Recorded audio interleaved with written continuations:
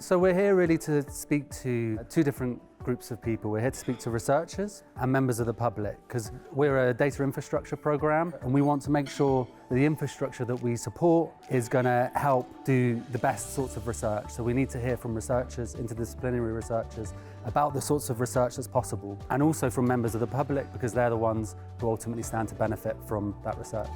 So fundamentally this is all about citizen benefit, ways in which citizens, people in the UK can be better served through use of data for improved research to deliver better outcomes for them. So what I'm really hoping for is a wide variety, a breadth of different use cases that just illustrate or give a flavour of the sorts of potential societal problems that can be solved if only we can connect different kinds of sensitive data together.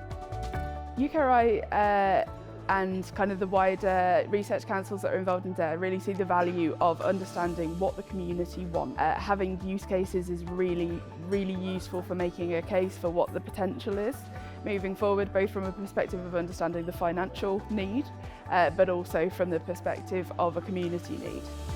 I absolutely loved the use case that we presented, which was the one around vaccine uptake and the factors that influenced vaccine uptake and what we learned from that going forward.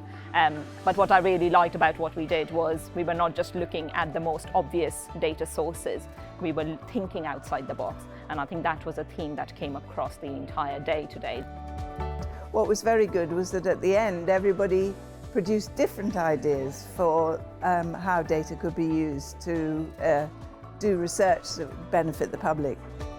And we've been delighted by the way that people have really engaged with the activities, which is working from everything about what are the different data sets which exist, which are available, through to what are the big challenges in the UK, and we will now be working through how do you marry those up and what are some of the big areas which we should be focusing on as a country.